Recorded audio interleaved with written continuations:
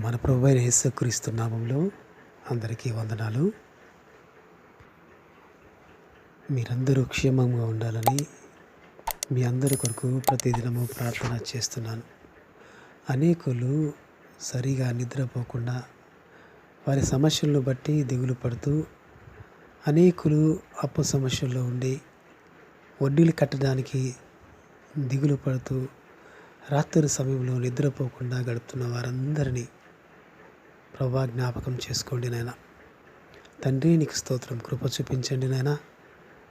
వారి అప్పు సమస్యల నుంచి విడిపించండి తండ్రి. దిగులు చింతల నుంచి విడిపించి సహాయం దయచేయండి. అనేకులు దీర్ఘకాలిక వ్యాధితో బాధపడుతున్న వారందరినీ స్వస్థత కొరకు ప్రార్థన చేసుకుందాం.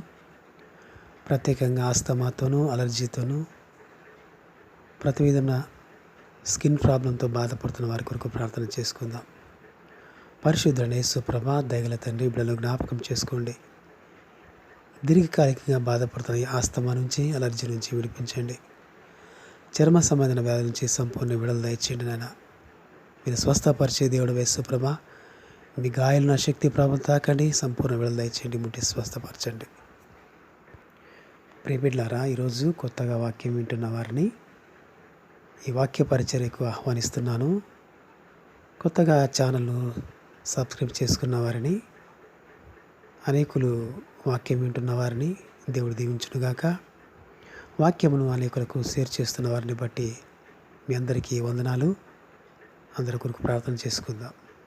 ప్రియ తండ్రి, కొత్తగా వాక్యం వింటున్న బిడ్డలు జ్ఞాపకం చేసుకోండి. ప్రభువా, వారిని ఆశీర్వదించండి. నా తండ్రి, నీ మాటలు వారికి దీవెనకరంగా ఉండడానికి సహాయం చేయండి. వారి ఆత్మలో ఉజ్జీవం దయచేయండి, బలపరిచి కృప చూపించండి. ఛానల్ సబ్స్క్రైబ్ చేసుకోవాలని ఆశీర్వదించండి ప్రభా. వాక్యమును షేర్ చేస్తున్న వారిని ఆశీర్వదించండి. వాక్యం వింటున్నారని బలపరిచి కృప చూపించండి. ప్రభానికి వందనాలు, యేసునికి వందనాలు. నా తండ్రికి స్తోత్రంలో తెలుపుకుంటున్నాను ఆయన. స్తోత్రం తండ్రి. ఈరోజు పుట్టినరోజు జరుపుకుంటున్న వారికి శుభాకాంక్షలు తెలియజేస్తున్నాను. పరిశుద్ధులైన తండ్రి మహోన్నతున, ఈరోజు పుట్టినరోజు జరుపుకుంటున్న వారిని ఆశీర్వదించండి. ప్రభాని కృపలో భద్రపరచండి తండ్రి. బిడ్డలకు మంచి భవిష్యత్తు దయచేయండి. వారి హృదయవాంఛలు తీర్చండి. ప్రార్థన ఆలకించి జవాబు దయచేయండి. అదేవిధంగా ఈరోజు పెళ్లి రోజు జరుపుకుంటున్న వారిని జ్ఞాపకం చేసుకోండి తండ్రి. ఈరోజు పెళ్లి రోజు జరుపుకుంటున్న వారికి శుభములు తెలియజేస్తున్నాను. పరిశుద్ధులైన తండ్రి మహోన్నతున, ఈ దినాన వివాహ దినం జరుపుకుంటున్న వారిని ఆశీర్వదించండి. వివాహము అనే విషయంలో ఘనమైనదనే మాట నెరవేర్చి వీరికి వివాహము జరిగించిన నా తండ్రి, ప్రభానికి స్తోత్రములు. ఈ కార్యములు జరిగించండి తండ్రికి స్తోత్రములు. ప్రభాని కృపలో వీరిని భద్రపరచండి తండ్రికి స్తోత్రములు. కుటుంబ వ్యవస్థను మీరు ఏర్పాటు చేసిన దేవుడవైనా దీని అందు మీరు ఆశీర్వదించండి, ఆనందింపచేయండి. ఈ బిడ్డలందరినీ కృపకు అప్పగిస్తూ యేసు నామములో ప్రార్థించి స్తుతించి వేడుకొని పొందినాము తండ్రి, ఆమేన్. వాక్య భాగంలోకి వెళ్తే, ఈ ఉదయకాలపు వాక్య భాగము యెషయా గ్రంథము 40వ అధ్యాయము 1-2 వచనాలు చదువుకుందాం.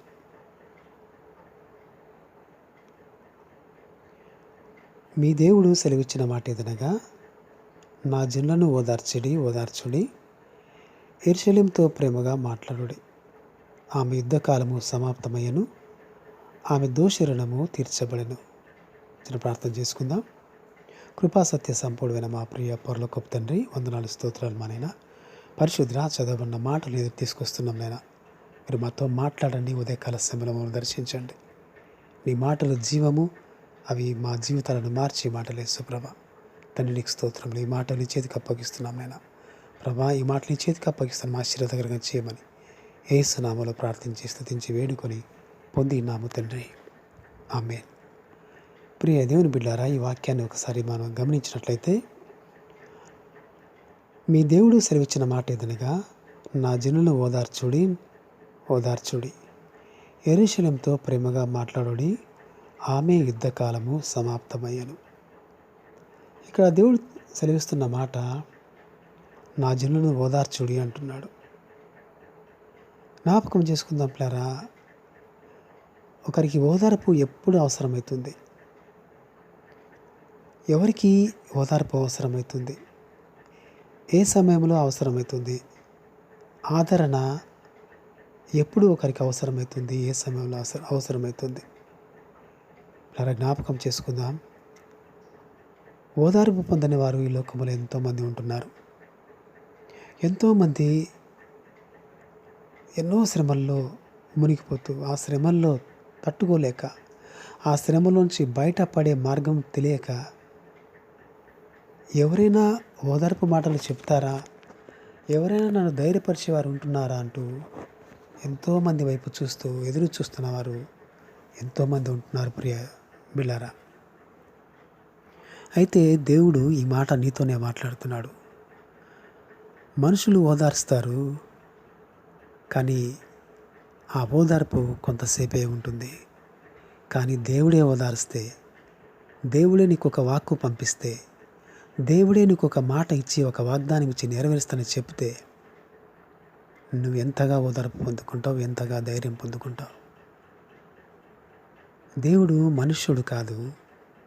మనుషుల్లాగా దేవుడు మాట్లాడడు. మనుషుడు ఒక మాట మాట్లాడతాడు, కానీ దేవుడు మాట్లాడితే అది నెరవేరుస్తాడు ప్యారా. నీ జీవితంలో దేవుడు అట్టి గొప్ప కార్యము చేయాలని ఆశపడుతున్నాడు. నీ విషయంలో ప్రేమ కలిగి ఉండి దేవుడు ఉదయకాల సమయంలో నీతో మాట్లాడుతున్నాడు. దావీదు జీవితంలో ఎన్నో కష్టాలు, శ్రమలు ఎదుర్కొన్నాడు.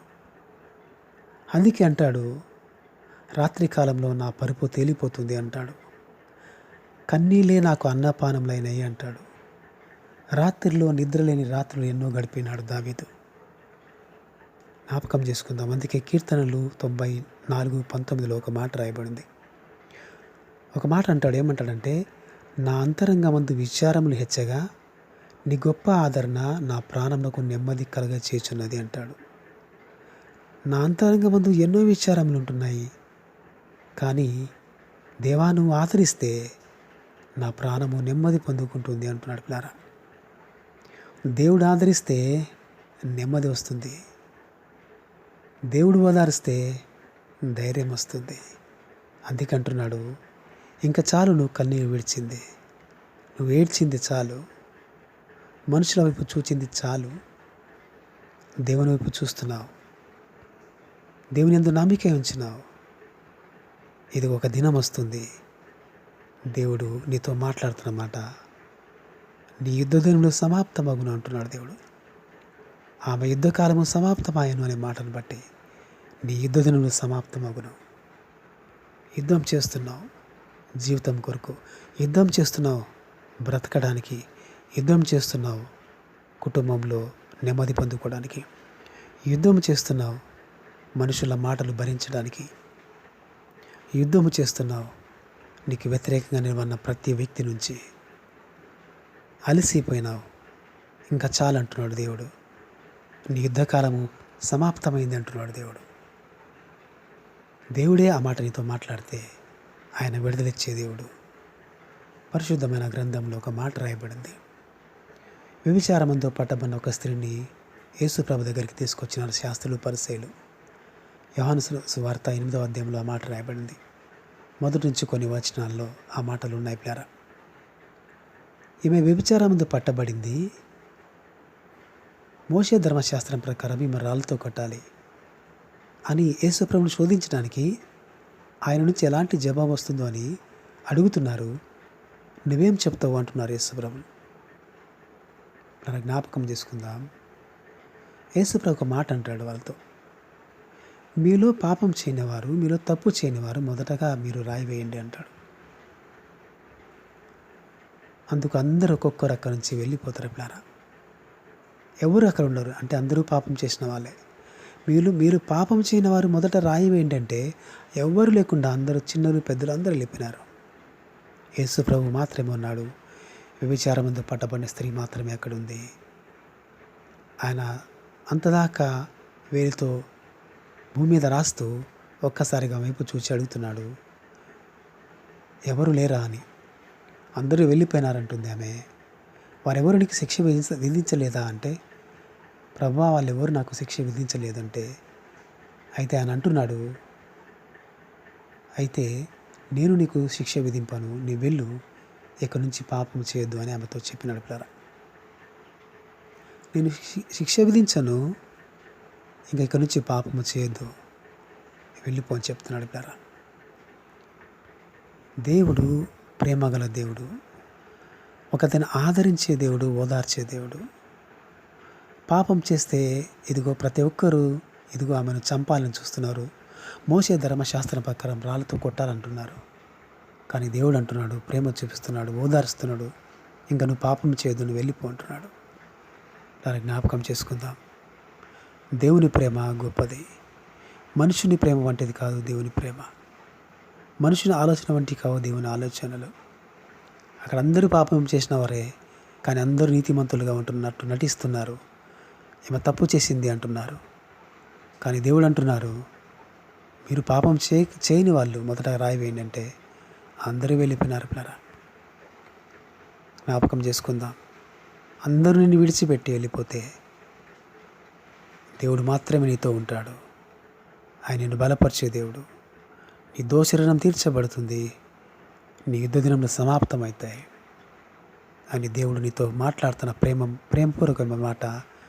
ధైర్యం తెచ్చుకో నా కుమార్తె, నా కుమారుడ, బలం పొందుకో.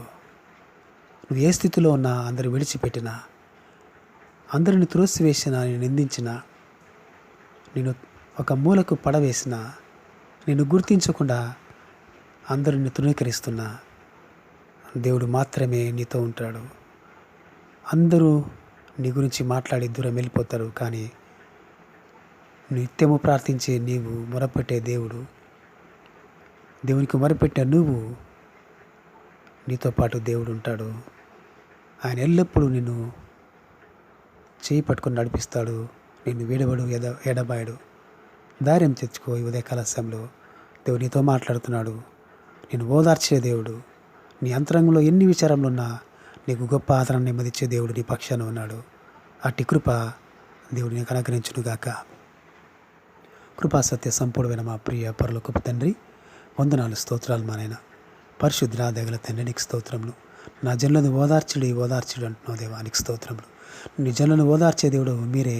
మీ మాటలను బట్టి మీరు ఓదార్చే దేవుడు, ధైర్యపరిచే దేవుడు నైనా, నీకు స్తోత్రములు. ప్రభా, నీ కృపలో వీళ్ళని జ్ఞాపకం చేసుకోండి. ఎంతమందికి అయితే నీ ఓదార్పు అవసరమో, ఎంతమందికి నీ ఆదరణ అవసరమో, ఎంతమందికి నీ మాటలు అవసరమో నైనా, నీకు స్తోత్రములు. నీ మధురమైన మాటలు వారి హృదయాలలోని గాయాలను తీసివేసి, నా తండ్రి ఇదిగో నీ వైపు చూచి నెమ్మది కలిగి ప్రభా బలం పొందుకునే కృప నీ మాటల్లో ఉంది నైనా. అట్టి కృప బిళ్ళకి దయచేసి కృప చూపించమని, ఆశీర్వాదకరమైన జీవితాలు మార్చమని యేసు నామములో ప్రార్థించి స్తుతించి వేడుకొని పొందినాము తండ్రి. ఆమేన్.